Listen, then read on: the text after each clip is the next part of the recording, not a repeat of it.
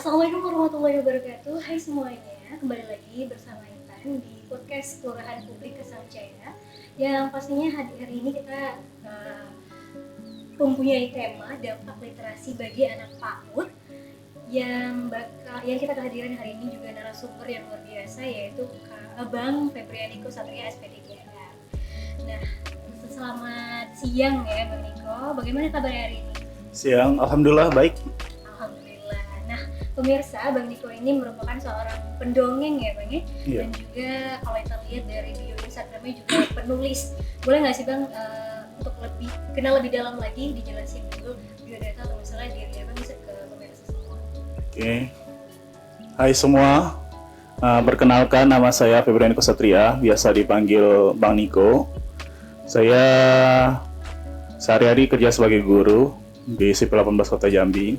Ya, selain menjadi guru, saya jadi seorang pegiat literasi di Forum Pegiat Literasi Jambi sebagai ketua, dan ya, hobi saya sih itu pendongeng, menulis film, nulis novel, puisi, apapun itu.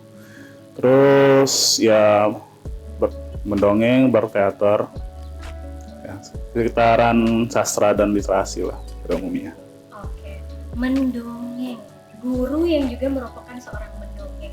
Berarti sudah punya banyak pengalaman dong ya di banyak tempat ya Bang ya? Alhamdulillah udah. Oh, Masya Allah, keren banget nih. Nah Bang, sepertinya langsung saja masuk ke pertanyaan. Tapi pertanyaannya ini mendasar dulu sih Bang.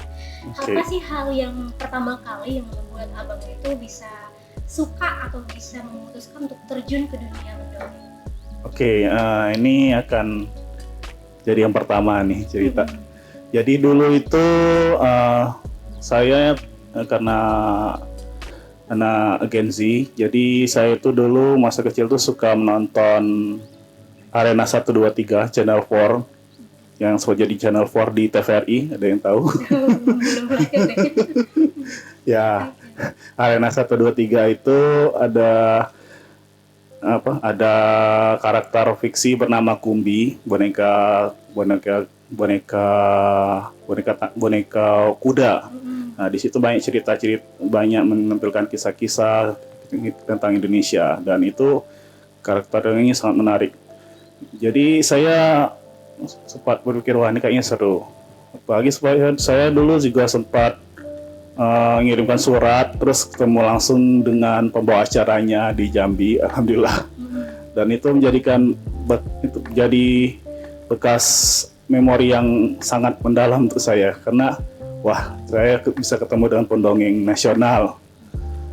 Ya, waktu berjalan saya ikut teater di kampus, mendalam teater, terus tamat, sempat nganggur juga. Sempat jadi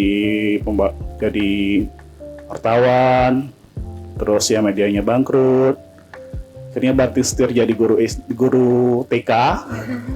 Ya, saya pernah mengajar di Raudatul Anfal Halimah Raya. Itu kasang maju lagi. Nah, disitulah saya mencoba mengajar mendongeng ke anak-anak di sana. Berarti awal terinspirasinya karena jadi guru TK tadi ya? Iya. Luar biasa mendongeng, oke. Luar biasa pokoknya. Kalau misalnya kita bahas lebih lanjut ke anak TK atau anak usia dini ya Bang ya, apa sih sebenarnya kekuatan dongeng yang membuat anak-anak usia dini itu begitu mudah gitu terhubung dengan cerita sendiri? Oke, pertama yang perlu teman-teman ketahui bahwa anak-anak TK itu suka namanya imajinasi. Sangat suka dengan imajinasi. Nah, dengan imajinasi itu mereka suka menghayal jadi seperti ini, seperti itu, jadi karakter superhero. Bahkan seingat saya beberapa murid saya di TK itu sangat suka jadi superhero. Iya benar. Pengen jadi Batman gitu ya? Jadi Iron Man. Iya betul sekali. Nah, dari sana ya mereka juga suka dengan sebuah cerita-cerita yang mengandung imajinasi yang sangat luar biasa. Nah, mereka suka mendengarkan hal-hal yang mereka luar biasa dan wah ini kayak nggak biasa. Dari sana Mereka jadi suka terhubung dengan imajinasi mereka, terhubung dengan dunia mereka yang masih sangat baru, penuh khayalan, penuh imajinasi, dan penuh petualangan. Disitulah letak bergabungnya di situ. Dan juga ya karena pada umumnya sih anak-anak usia TK itu emang suka cerita dan tidak bisa diam. Benar sekali. Benar sekali ya. Berarti memang memainkan imajinasi anak itu tadi Bang ya ketika bercerita. Nah kalau misalnya kita pindah sedikit nih bicara soal teknik, sebenarnya apa sih yang paling penting untuk menceritakan, atau ada mungkin teknik tertentu saat mendongeng untuk anak usia dini? Apakah mungkin itu intonasi kah, atau ekspresi kah, gesture kah, atau mungkin storytelling dari cerita itu sendiri gitu? Oke, sebenarnya sih semua anak TK itu suka dengan apapun yang diceritakan.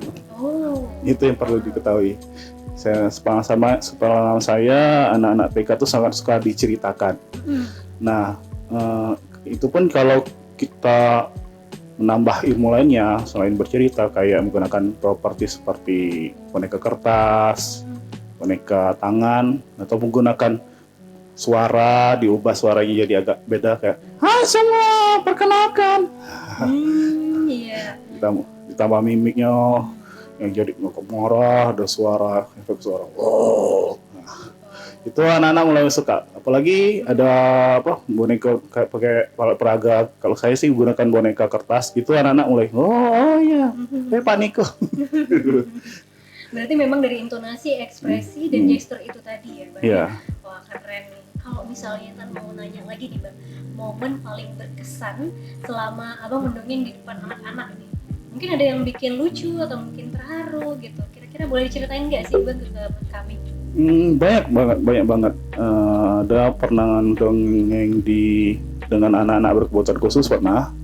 Jadi saya pernah diajak salah satu teman yang punya semacam tempat les untuk anak-anak berkebutuhan khusus, dan itu pas saya awal dongeng itu langsung tiba-tiba ada yang nangis. Saya bingung kok ngapain nih kok nangis. Rupanya ya dianya memang punya kebutuhan khusus, ada perkelakuan khusus, terus ya dan juga kalau kita coba dongeng di tempat yang selain di perkotaan, ya di pinggiran kota ataupun kabupaten yang jarang ketemu gawai, itu mereka sangat suka. Antusiasme mereka sangat tinggi sekali. Dan itu wah, ini seru banget nih. Menarik banget nih Bang. Kita pengen tahu waktu cerita atau mendongeng di tempat anak-anak berkebutuhan khusus, kira-kira ada tantangan sendiri nggak sih Bang di situ? Oke, tantangannya pertama, pada waktu itu saya baru tahu, belum pernah ketemu, jadi lihat itu agak kaget awal-awalnya. Terus saya coba komunikasi, alhamdulillah beberapa anak ya bisa tertarik, terus nambah jalin interaksi. Kan kalau dongeng itu bukan cuma bercerita ya, dia juga harus komunikasi dengan siapa namanya, kenalan dulu awal-awal, terus kamu tinggal di mana ini. Nah, akhirnya jadi terhubung emosinya di situ jadi bisa saja itu bisa nyatu dengan saya emosinya. Luar biasa.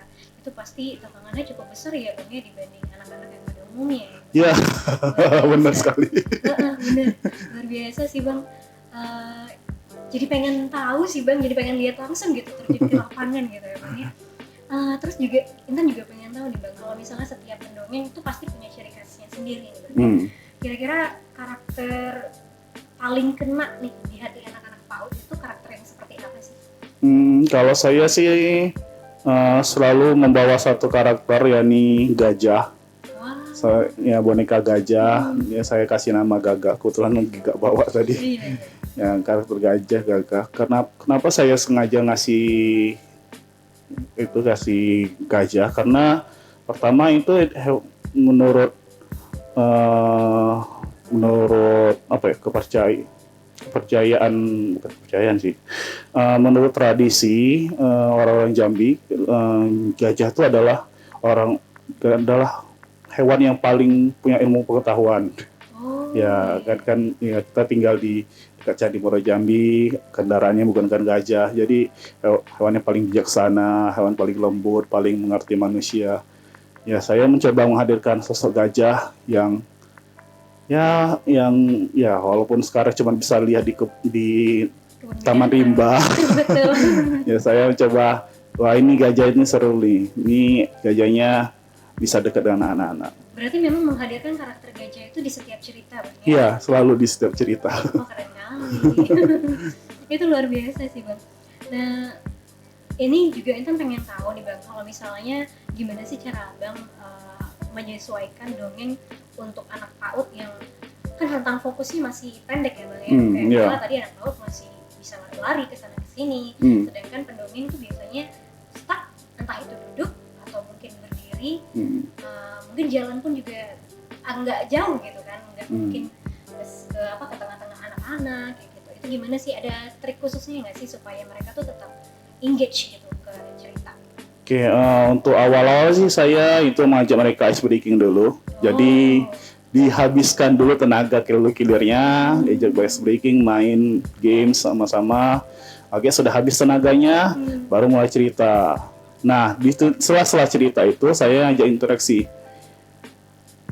Hai teman-teman semua, Oke. ya, ayo ikuti gerakan gerakan yuk. Oke. Nah, diajak interaksi, terus ajak bukan cuma interaksi sih, kita juga saling tanya jawab, terus ajak mereka melakukan kegiatan sama. Misalnya saya kalau bawa cerita si Kelingking dan Nyai Gargasi. Nah, pernah lihat ibu-ibu hamil gak? Gimana perutnya? Besar, ditunjuk besar. Pernah tahu gak si Kelingking? Tahu, coba lihat kelingkingnya.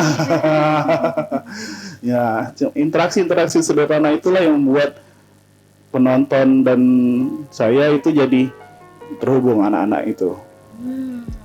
Ya, memang berarti gunanya ice breaking ini bikin mereka bisa mengeluarkan energi mereka dulu ya, Bang, ya? Iya. Biar nanti begitu duduk fokus ke cerita. Wah, ini menarik sekali. Iya benar. Dari pengalaman Abang sendiri, apa sih perbedaan respon antara anak kota atau misalnya anak yang tinggal di pinggiran kota ya terhadap dongeng, atau sebenarnya sama aja gitu? Apa ya? Agak berbeda ya, karena yang di pinggiran kota itu karena pertama dari pengaruh gawai juga sih memang saya akui. Mereka yang tinggal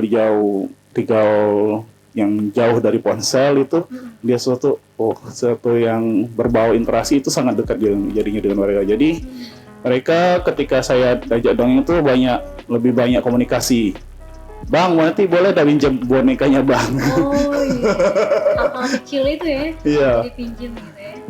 Apakah sebatas banyaknya komunikasi gitu?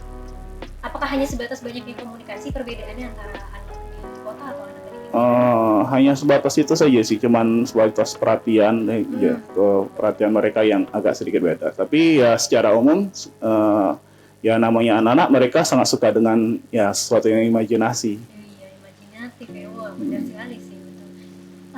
Itu juga pengen nanya nih Bang, bicara tentang nilai pendidikan. Pesan apa sih yang paling sering Abang selipkan dalam setiap kali mendongeng gitu? Biasanya saya sering menyisipkan pesan anti bullying. Oh, anti bullying. Ya. Oke. Kalau ya contohnya di kisah si Kelingking, ya walaupun dia bertanya kecil sebesar kelingking, tapi dia berani ngadapin nenek-nenek raksasa kayak Nyai Gargasi. Anak-anak semua harus seperti kelingking. Jangan takut kalau ada teman yang ganggu, harus berani dilawan. Oke, berarti sesuai ya dengan fenomena sekarang gitu kan, memang anak-anak rentan gitu terhadap aksi bullying ini. Iya benar. Ini luar biasa ya Bang ya. Apa ya istilahnya, mendongeng itu ternyata juga butuh adaptasi gitu dengan perkembangan zaman gitu kan. Apalagi sekarang udah ada gadget, gampang banget untuk dibully-bully itu terjadi gitu. Luar biasa sih. Nah, menurut Abang sendiri, dongeng ini sebenarnya bisa nggak sih membantu anak-anak yang mungkin pemalu atau mungkin kurang percaya diri atau mungkin punya masalah emosi tertentu gitu? Oke, saya pernah dongeng di masjid dekat rumah. Dan memang cukup banyak anak-anak yang TK, SD pemalu. Dan waktu itu kejadiannya ketika habis dongeng tuh boneka kertas saya ketinggalan. Oh iya. Ya.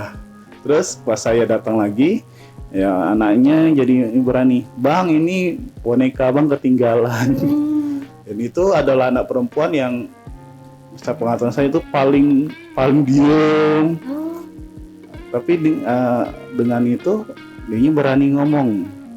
Karena diceritakan itu tadi ya, berarti ada jalan pembuka dari mendongeng itu sendiri. Iya. Ini unik sih jadinya, karena juga saya termasuk anak yang pendiam ya dulunya. Luar biasa. Di era, kalau misalnya kita bahas di era gadget, di era teknologi yang semakin berkembang, anak-anak kan lebih suka sekarang kan nonton kartun atau misalnya main HP. Tantangan bagi pendongeng sendiri dari bagi Bang Niko sendiri pasti beda nih. Gimana cara Abang mensiasatinya? Oke, memang ya perkembangan teknologi tidak bisa kita hentikan. Ya kita tidak boleh sedikit-sedikit anti HP juga. Karena itu mustahil. Iya benar. Cuman apa ya? Saya menjadikan dongeng itu sebagai jeda. Ya, mereka yang sehari-hari main HP bisa jeda sebentar, santai sebentar untuk berinteraksi dengan saya. Dan alhamdulillah selama saya mendongeng di Jambi, untuk kemampuan interaksi sosial masyarakat di Jambi itu alhamdulillah masih bagus. Bahkan masih sangat baik. Kira-kira saingan nggak Bang antara pendongeng dan handphone nih Bang? Enggak. Karena pada umumnya anak-anak ya masih memiliki energi yang besar. Kalaupun cuma dihabiskan untuk main HP, tentu mereka juga bosan ya. Bosan. Mereka juga masih mau main, mau menjelajah hewan sekitar. Jadi enggak saingan. Merasa saingan ya, alhamdulillahnya. Oke, Bang, kita bahas sedikit tentang orang tua nih Bang. Nah, banyak orang tua mungkin punya hasrat ingin mendongeng, tapi mungkin dia ngerasa nggak bakat gitu. Sebenarnya mendongeng itu bakat atau bisa dilatih sih? Bisa dilatih. Ini menarik nih. Boleh ceritain nggak kenapa alasannya bisa dilatih? Gitu? Karena saya dulu masih kecil itu saya suka dengar cerita mbah saya peperangan Jepang. Zaman penjajahan Jepang. Zaman penjajahan Jepang, dan dia menceritakan dengan detail. Dia cuma tamatan sekolah rakyat, sampai kelas 3, tapi dia bisa semenarik itu. Dan apa ya? Ini pesan untuk orang tua bahwa mendongeng itu bukan butuhkan skill atau tambahan, tapi yang paling penting adalah niat untuk bercerita dengan anak. Yang penting ada niat ya. Ya, karena ya sesibuk apapun orang tua, pasti anak-anak membutuhkan waktu untuk bercerita.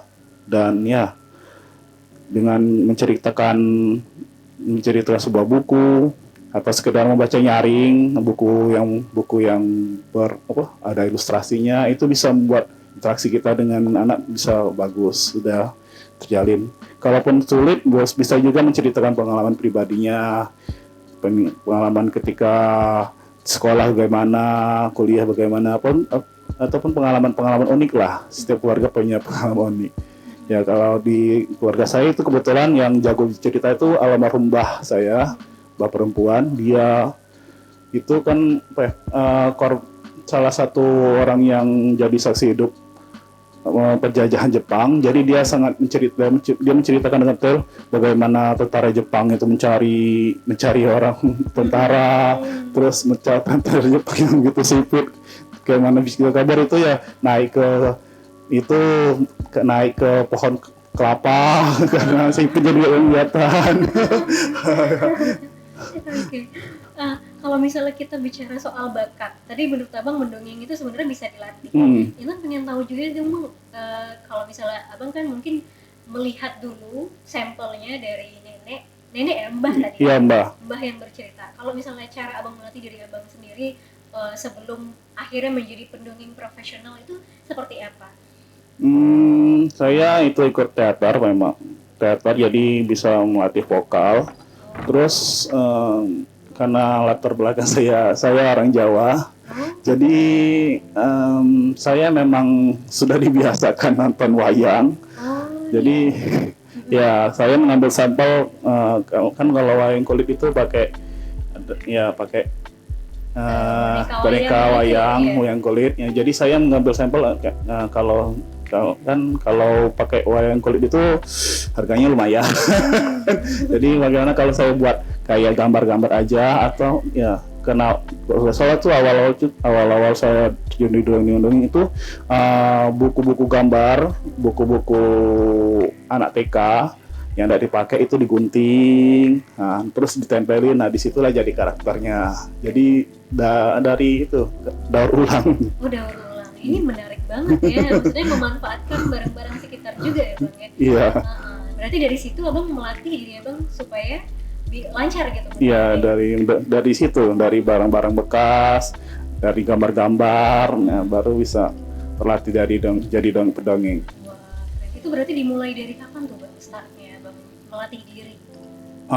Itu pas tamat kuliah itu, pas lagi nganggur, jadi guru TK, dikasih kesempatan kamu bisa nggak dongeng? Oke, cobalah dulu. Oh berarti memang startnya dari guru TK itu ya? Iya. Bukan sebelumnya. Wah keren banget sih. Karena kan kayaknya durasi diceritain sama mbah itu jauh gak sih bang? Mungkin diceritain sama mbah pas masih kecil ya? Iya. Wah itu kan jauh banget kan bang. Itu luar biasa sih. Yang penting ada keinginan tadi bang ya, betul sekali. Iya. Oke. Bang, kalau misalnya orang tua cuma punya 5 menit sebelum tidur, dongeng seperti apa sih yang paling cocok untuk anak usia dini gitu? Oke, itu bisa dengan membaca nyaring. Kan cukup banyak sekarang sih zaman udah canggih juga, cukup banyak buku-buku bergambar itu terjual bebas di e-commerce kayak Shopee, itu mulai dari harga sekitar 30 sampai 50 ribu. Itu Bapak Ibu bisa coba membelinya, terus membacakan buku yang bergambar itu nggak sampai 5 sampai 10 menit itu bisa. Cukup bacakan aja cerita yang berulang juga gak apa-apa, karena teman saya ada juga seorang ibu, dianya juga kayak gitu, dia setiap sebelum tidur dia menyediakan satu buku khusus untuk dibacakan sama anaknya. Oh nggak bosen berarti ya? Dan tidak akan bosan anak-anak itu. Wah keren. Wah, luar biasa, saya jadi baru tahu nih ya. Ya, karena anak-anak tuh bukan menunggu cerita, menunggu kita cerita. Betul. Wah luar biasa. Baru tahu sih bang lebih tepatnya ya, anak tuh apa tadi bukan membutuhkan cerita tapi nunggu kapan dicerita. Iya. Oke, keren sih. Nah bang, kalau Intan mau tahu nih seberapa besar sih peran dari dongeng lokal atau cerita tradisi kita, terutama mungkin di Jambi ya, untuk menanamkan nilai-nilai budaya ke anak sejak usia dini. Penting banget, karena pertama ya dongeng-dongeng yang dibuat di lokal itu ada, pertama itu mengandung peristiwa-peristiwa yang disembunyikan yang dialihkan dari peristiwa sebenarnya. Nah, meski begitu tetap ada nilai-nilai yang sama. Misalnya kayak si kelingking itu kan maksudnya nenek Nyai Gergasi. Kalau kita logika sekarang berarti itu sebenarnya orang kecil melawan korporasi besar, perusahaan besar. Nah, di situ kita sebenarnya orang-orang tua dulu bilang kamu harus berani, walaupun ya kamu kecil tidak bisa apa-apa, kamu harus bisa melawan orang yang lebih besar, lebih berkuasa. Nah, itu masih satu. Dan juga banyak yang ceritain kayak si Putih Sanang di Kerinci, itu mengajarkan tentang emansipasi wanita juga. Oh, ada ya? Ada. Jadi insight baru banget sih bang, kita baru tahu sepertinya bang. Oke. Bang Niko, kita pindah ke pertanyaan. Kalau misalnya dari Bang Niko sendiri, melihat 5 sampai 10 tahun ke depan. Hmm. Harapan terbesar Abang di dunia dongeng di Indonesia khususnya anak usia dini itu seperti apa sih Bang? Saya sih lebih berharap ke orang tua lebih ya walaupun semakin canggih, walaupun zaman semakin berputar cepat, saya tetap berharap hubungan antara orang tua dan anak itu tetap dekat. Ya, karena pendongeng ini tujuannya menceritakan pesan moral dan yang paling dekat itu adalah orang tua. Nah, walaupun ya zaman udah canggih, kita semakin dekat dengan ponsel, saya harap ya orang tua dimanapun itu tetap menyempatkan waktu sebentar saja, ya minimal sebelum tidur untuk menceritakan cerita-cerita menarik kepada anaknya. Oke, luar biasa. Terakhir, kayaknya nih Bang, apa pesan Bang Niko untuk guru TK, guru PAUD, dan mungkin tadi bisa ditambah ya untuk orang tua supaya terus menghadirkan dongeng dalam keseharian anak gitu. Oke, untuk guru TK, karena saya juga pernah jadi guru TK, tetap semangat mengajar anak bangsa. Saya tahu betapa sulitnya menghadapi anak TK, tapi ya memang energi mereka sangat luar biasa. Tapi ya harus diketahui juga bahwa ketika kita dekat dengan siswa, insya Allah sampai kapanpun anak itu akan ingat dengan kita. Ya, itu jadi harus ya saya harap tetap semangat. Terus untuk orang tua, ya saya harap ya dari 24 jam waktu kita hidup dalam satu hari itu menyempatkan ya minimal 5, 10 atau 15 menit untuk berinteraksi, bercerita dengan anak-anaknya. Tidak usah cerita yang ribet-ribet, minimal pengalaman hidup pribadi itu sudah memberikan kesan untuk anak. Oh dulu orang tua aku kayak gini kayak gini, aku jadi harus kayak gini. Kalau orang tua aku bisa kayak gini, aku pasti bisa kayak gini. Oke, gitu Bang ya. Yeah. Wah, luar biasa ya obrolan kita hari ini dari Bang Niko, seorang pendongeng gitu. Jadi kita ternyata jadi ingat lagi gitu. Ternyata mendongeng ini bukan cuma sekedar cerita, tapi juga ibaratnya apa ya, bahasa yang bagus mungkin pelukan lembut gitu bagi anak gitu ya, untuk imajinasi anak gitu lewat suara tadi ya Bang ya, ekspresi juga karakter yang hidup, terus juga anak-anak bisa belajar banyak ya Bang kalau misalnya dari cerita-cerita mendongeng itu sendiri. Anak-anak bisa belajar berani. Terus juga tadi kisah dari yang anak pendiam ngasih barang yang tertinggal gitu ya Bang ya. Terus juga anak jadi belajar empati gitu karena tadi banyak cerita yang mungkin anti bullying temanya. Dan juga pastinya anak-anak tuh bisa merasa senang.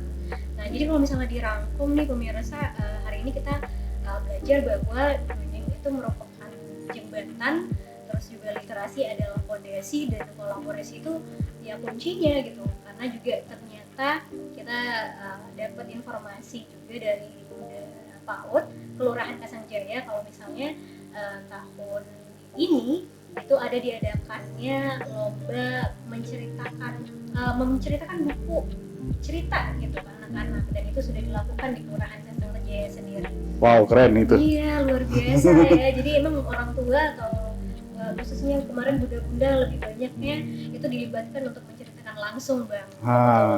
Iya bagus. Oh iya, luar biasa. Pokoknya Bunda PAUD Kelurahan Kasangjaya. Nah, pemirsa, ini dengan berjalan bersama ini insya Allah kita bisa menghadirkan masa kecil yang lebih ceria gitu ya untuk anak-anak gitu, dan pastinya penuh makna. Oke, pemirsa, kali ini kita akan mendengar langsung Bang Niko mendongeng spesial untuk episode kali ini. Oke. Biasanya saya bawa teman, tapi tidak ada. Ya. Assalamualaikum warahmatullahi wabarakatuh. Ya, bertemu lagi dengan saya Bang Niko. Kali ini tanpa gagah. Ya, di sini Bang Niko ada di mana ini? Di podcast Gema PAUD Kasangjaya. Oke, podcast PAUD Kasangjaya. Nah, di sini Bang Niko mau menceritakan sesuatu. Ada yang mau tahu nggak mau ceritakan apa? Ya, di sini Bang Niko mau menceritakan kisah tentang si Kelingking dan Nyai Gargasi. Oke. Ya, sebelum kita mulai, kita ice breaking dulu. Kita main games dulu. Ya, semuanya tangannya ke depan. Ya, ikut. Ya, kita akan bermain tepuk jari. Ya, ikut ya Bang ya. 1, 2, 3. Tepuk 1 jari, tepuk 2 jari, tepuk 3 jari, tepuk 4 jari, tepuk 5 jari. Berbunyi semua. Mari kita duduk dengarkan. Ya, tepuk tangan untuk kita semuanya.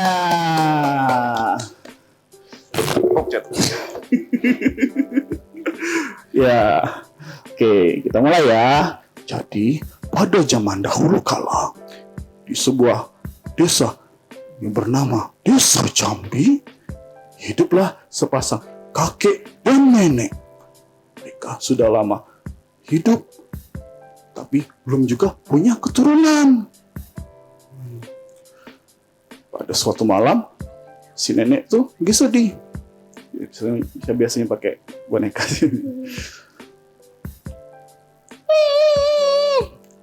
Kenapa, Nek?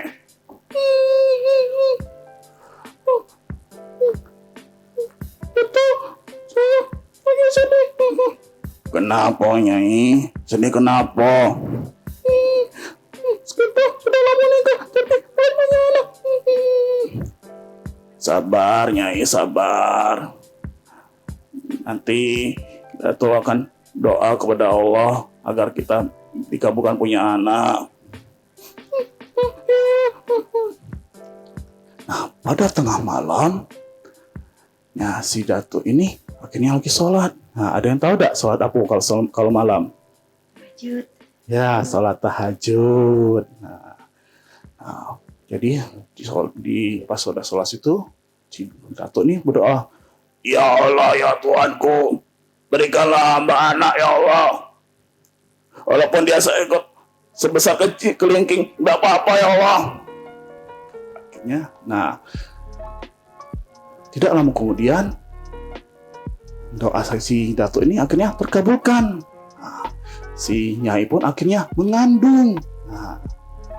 Nah, anak-anak semua tahu nggak? Pernah lihat nggak ibu-ibu lagi mengandung? Kayak mana bentuk perutnya? Ya, gendut besar. Tapi si Nyai ini berbeda dengan ibu-ibu yang lain. Nah, Nyai ini tetap langsing seperti biasanya.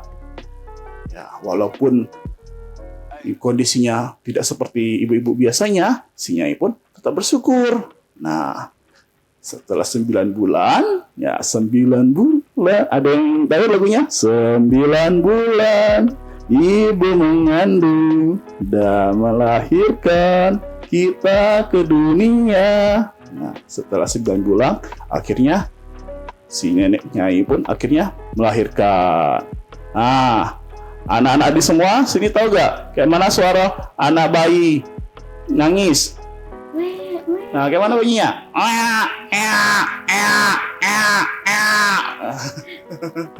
Nah, akhirnya seorang anak, tapi badannya kecil sekali. Saking kecilnya, dia lebih kecil daripada kelingking.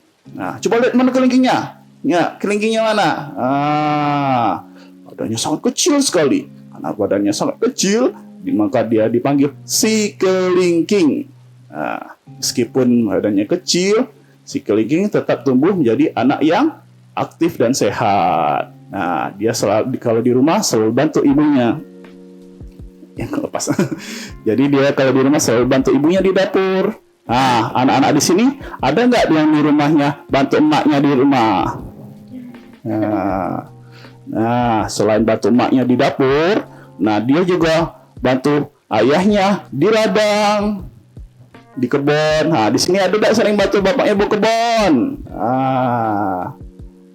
Nah, gitu ya. Ya, kita jadi anak yang harus seperti kelingking. Walaupun badannya kecil, tetapi harus rajin bantu orang tua.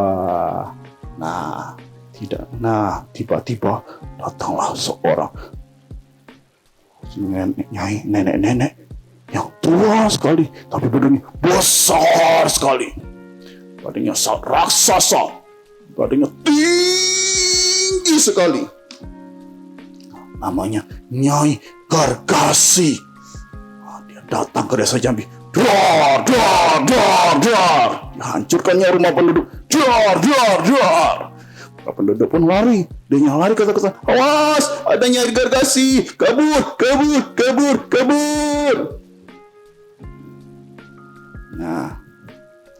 Nah, si Kelingking pun akhirnya tinggallah di sana si Kelingking dan datuknya.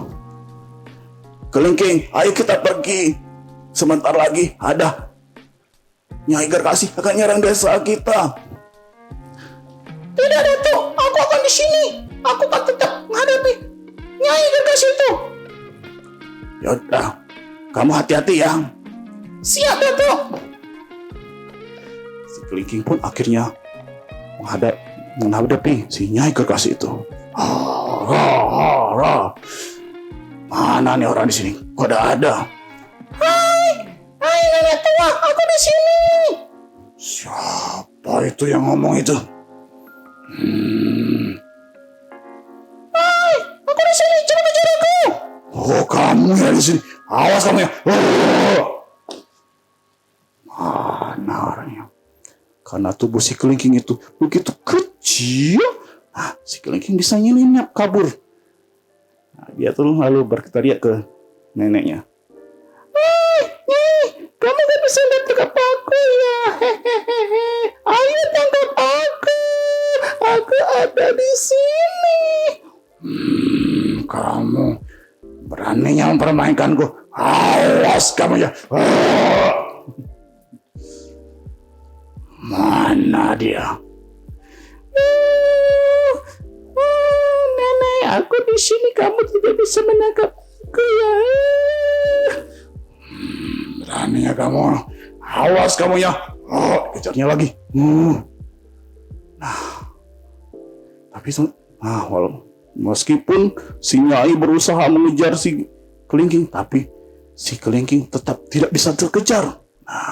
Si Kelingking pun akhirnya diam-diam memanjat tubuh si Nyai Gargasi. Ayo, bantu Kelingking untuk sampai ke kepala Nyai Gargasi. Ayo, tangan ke atas semuanya. Ayo, mari kita mulai memanjat. 1, 2, 3. 1, 2, 3. 1, 2, 3. Ya, akhirnya si Kelingking sampai ke kepala Nyai Gargasi. Dia pun masuk ke telinga Nyai Gargasi. Lalu berteriak. Ya. Siap. Nenek jalanin aku di kupingmu. Ayo tangkap aku. Sini. Ayo. Si Kelingking pun, si Nyai Gargasi pun kesakitan. Aduh, apa nantikan. Si Nyai Gargasi pun akhirnya meninggalkan desa Jambi. Akhirnya si Kelingking pun berhasil mengusir Nyai Gargasi. Sejak saat itu, si Kelingking ini walaupun badannya kecil, dia diangkat menjadi kepala desa di desa Jambi. Kira-kira apa sih pesan yang bisa kita dapat dari kisah si Kelingking dan Nyai Gargasi tadi? Walaupun kecil, harus tetap berani. Ya, benar. Jadi walaupun adik-adik badannya kecil di sini, jadi harus jadi anak pemberani. Di sini siapa yang sering diganggu teman-temannya di sekolah? Siapa tuh? Siapa yang sering diganggu temannya di sekitar rumah? Kalau diganggu, digajarin teman harus berani melawan, ya, jangan takut. Jadilah seperti Kelingking, jadi anak yang pemberani.